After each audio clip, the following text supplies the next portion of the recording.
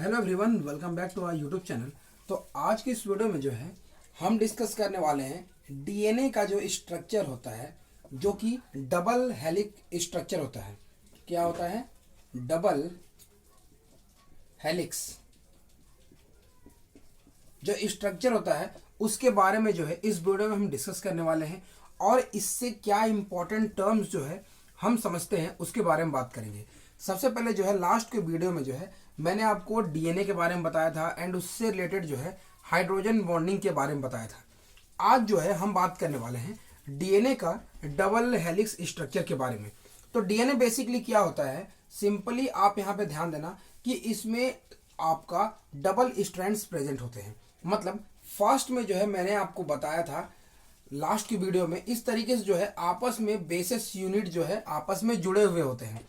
अब ये जो एक बेस यूनिट होता है इसके साथ में जो है आपका एक दूसरा बेस यूनिट जो है इस तरीके से कनेक्टेड होता है। मतलब ध्यान से समझो, ये आपका एक न्यूक्लियोटाइड है, न्यूक्लियोटाइड है, और ये भी जो है आपका एक न्यूक्लियोटाइड है। ठीक है, ये पॉली न्यूक्लियोटाइड है जो कि आपस में जो है इस तरीके से कनेक्टेड होते हैं। मतलब कैसे, देखो इस न्यूक्लियोटाइड में जो है आपका अलग अलग पोजीशन पे अलग अलग जो है प्यूरिन और pyrimidine बेस प्रेजेंट होंगे। जैसे यहाँ पे आपका एडेनिन हो सकता है, ठीक है, और यहाँ पे आपका गुआनिन प्रेजेंट हो सकता है। मतलब जो है यहाँ पे एडेनिन प्रेजेंट हो गया और यहाँ पे जो है गुआनिन प्रेजेंट हो गया। आपको पता है कि जो डीएनए होता है, डीएनए में कौन कौन से बेसिस प्रेजेंट होते हैं उसके बारे में पता है।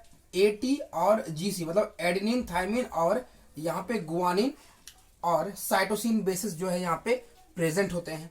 तो यहाँ पे सिंपली जो है आपका जो यहाँ पे फर्स्ट जो मैंने यहाँ पे स्ट्रैंड बनाया है, जो भी यहाँ पे हेलिक्स स्ट्रक्चर है, इसमें अगर एक बेस प्रेजेंट है, इसका ऑपोजिट साइड में जो है इस ये जो न्यूक्लियोटाइड है इसमें भी जो है आपका एक बेस प्रेजेंट होगा जो कि थाइमिन हो सकता है, और यहाँ पे जो है साइटोसिन प्रेजेंट हो सकता है। अब देखो ये जो स्ट्रक्चर यहाँ पे दो बने हुए हैं इनके बीच में जो है हाइड्रोजन बॉन्डिंग प्रेजेंट होता है। लास्ट की वीडियो में जो है मैंने आपको बताया था एडेनिन और थाइमिन के बीच में जो है आपका दो हाइड्रोजन बॉन्ड जो है प्रेजेंट होते हैं, और यहाँ पे गुआनिन और साइटोसिन के बीच में जो है टोटल आपके 3 हाइड्रोजन बॉन्ड जो है प्रेजेंट होते हैं। अब देखो ये पहला स्ट्रैंड है और ये दूसरा स्ट्रैंड है। पहला और दूसरा स्ट्रैंड जो होता है, ध्यान देना, एक दूसरे का जो है एंटी पैरेलल चलता है। मतलब यहाँ पे देखो ये जो आपका कंप्लीमेंट्री है, जैसे मैंने बताया था कि ये 5 डैश से जो है आपका ये 3 डैश तक चलेगा, तो ये जो ऑपोजिट वाला है जो ये ऑपोजिट चलेगा, ये 3 डैश से जो है आपका 5 डैश में चलेगा। ये जो स्ट्रैंड होगा ये 3 डैश टू 5 डैश में चलेगा। इतना आपको ध्यान देना है, ये 2 पॉइंट इंपॉर्टेंट है। उसके बाद में जो यहाँ पे जो बेसिस प्रेजेंट है वो देखो, ये बेस का जो पेयर है और ये बेस का पेयर आपस में जो है दोनों एक दूसरे के पैरेलल है। क्या है?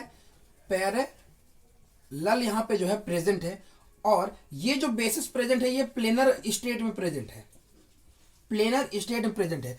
तो ये जो आपका यहाँ पे जो स्ट्रक्चर यहाँ पे फॉर्म करता है, जो कि एक हेलिक्स लाइक स्ट्रक्चर जो फॉर्म करता है, इसे हम कहते हैं double helix, double helix structure कहते हैं। ठीक है, तो जितना मैंने यहाँ पे बताया वही कौन जो है हम यहाँ पे डबल हेलिक्स स्ट्रक्चर कहते हैं। तो इतना आपको यहाँ पे जानना था। क्या क्या मैंने बताया? सबसे पहला ये फर्स्ट स्ट्रैंड हो गया और ये दूसरा हो गया, दोनों एक दूसरे का ऑपोजिट होता है। मतलब 5 डैश से ये 3 डैश है, तो 5 डैश से 3 डैश और 3 डैश से ये 5 डैश में जाता है। उसके बाद में क्या है, यहाँ पे बेसिस पेयर प्रेजेंट होते हैं, वो प्लेनर होते हैं, प्लेनर स्टेट में प्रेजेंट होते हैं, और वो आपस में जो है पैरेलल में प्रेजेंट होते हैं। किसमें प्रेजेंट होते हैं? पैरेलल में जो है वो प्रेजेंट होते हैं। इतना आपको यहाँ पे जानना है। और दोनों मिलकर के जो है एक यहाँ पे आपका एक helix type of structure form करता है, जो कि सेकेंडरी स्ट्रक्चर होता है। इसी की जो है हम क्या कहते हैं, हमारा डबल हेलिक्स स्ट्रक्चर। अब देखो इसमें इंपॉर्टेंट चीज क्या है, क्या हमें जानना है, किस तरह के क्वेश्चन पूछ जाते हैं। तो एग्जामिनेशंस में जो है आपको क्वेश्चन दिया जाएगा, जैसे एक यहाँ पे मैं क्वेश्चन लिख रहा हूँ कि इसका कॉम्प्लीमेंट्री क्या होगा। आपको पूछा जाएगा कॉम्प्लीमेंट्री स्ट्रैंड क्या होगा। फाइंड कॉम्प्लीमेंट्री स्ट्रैंड ऑफ, किसका पूछा गया है? तो यहाँ पे ध्यान दो, आपको दिया हुआ है 5 डैश, आपको पता है 5 डैश से 3 डैश की ओर जो है हमारा क्या चीज का स्ट्रक्चर जाता है, तो वो जाता है हमारा डीएनए का, 5 डैश से 3 डैश की ओर मूव करता है। तो ये 5 डैश दिया हुआ है। अब इसके बीच में कुछ बेसिस प्रेजेंट होंगे। पहला जो पॉलीन्यूक्लियोटाइड है मैंने बताया, तो यहाँ पे जो है ए हो गया, एडेनिन हो गया, फिर गुआनिन हो गया, ठीक है, फिर एडेनिन हो गया, फिर थायमिन हो गया, फिर सी हो गया, फिर सी हो गया, और ये 3 डैश हो गया। अब एक चीज मैं यहाँ पे बता दूं, ऐसा क्वेश्चन करने के लिए जो है डीएनए में ऑलवेज याद रखना, आपके 2 तरह के बॉन्ड फॉर्म किए जाते हैं। एक होता है एडेनिन, ठीक है, और थायमिन के बीच में, किसके बीच में फॉर्म किया था, एडेनिन और थायमिन के बीच में। और दूसरा जो फॉर्म होता है वो जी मतलब गुआनिन और साइटोसिन के बीच में फॉर्म करता है। मतलब डीएनए में जो यही दोनों बॉन्ड्स जो है बेसिकली प्रेजेंट होते हैं, इतना आपको ध्यान देना है। अब जो है यहाँ पे क्वेश्चन जो है आपके लिए कुछ नहीं है, इस क्वेश्चन को दिया गया है, आपको इसका कम्प्लीमेंट्री स्ट्रैंड बनाना है, तो कुछ नहीं करना है। इसका कम्प्लीमेंट्री स्ट्रैंड क्या होगा, ये मान लेते हैं आपका एक स्ट्रैंड है जो कि यहाँ पे आपका 5 डैश से 3 डैश की ओर जा रहा है, ठीक है। अब यहाँ पे डिफरेंट आपके बेस प्रेजेंट है, यहाँ पे ए प्रेजेंट है, देन यहाँ पे जी प्रेजेंट है, फिर ए प्रेजेंट है, फिर टी प्रेजेंट है, फिर आपका सी प्रेजेंट है, फिर सी प्रेजेंट है। अब जो है इसका कॉम्प्लीमेंट्री स्ट्रैंड जो है वो कुछ ऐसे जाएगा, ठीक है, जो कि 3 डैश से जो है 5 डैश की ओर जाएगा, ठीक है। तो एक सामने किसका बॉन्ड होगा, मैंने बोला टी का बॉन्ड होगा, तो यहाँ पे जो है टी का बॉन्ड होगा। जी के सामने किसका बॉन्ड होगा, सी का बॉन्ड होगा। ए के सामने किसका होगा, टी का होगा। फिर टी के सामने किसका होगा, ए का होगा। देन सी के सामने किसका होगा, जी का होगा।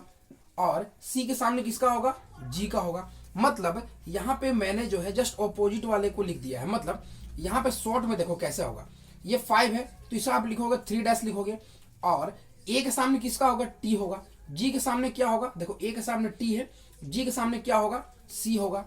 फिर ए के सामने क्या होगा, टी होगा।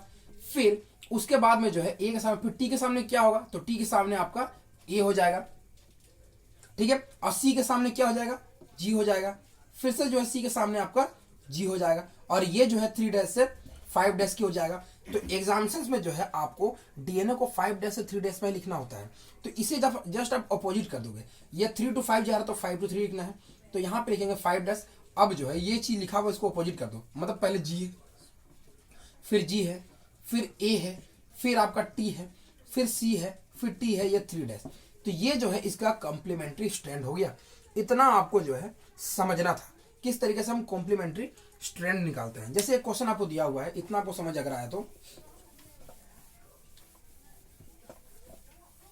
एक क्वेश्चन दिया हुआ है, ये है आपका 5 डैश दिया हुआ है, then A T C G, ए जी ए सी, और ये 3 डैश है। इसका आपको पूछा गया, वीडियो पॉज करके आप बनाओ।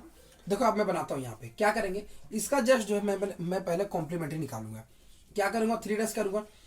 मुझे इतना याद रखना है, ए टी होता है, देन जी के सामने जो है सी होता है, तो ए के सामने टी हो जाएगा, फिर टी के सामने जो है ए हो जाएगा, सी के सामने जो है जी हो जाएगा, जी के सामने सी हो जाएगा, ए के सामने टी हो जाएगा, जी के सामने सी हो जाएगा, ए के सामने टी हो जाएगा, सी के सामने जी हो जाएगा, और ये 5 डैश हो जाएगा।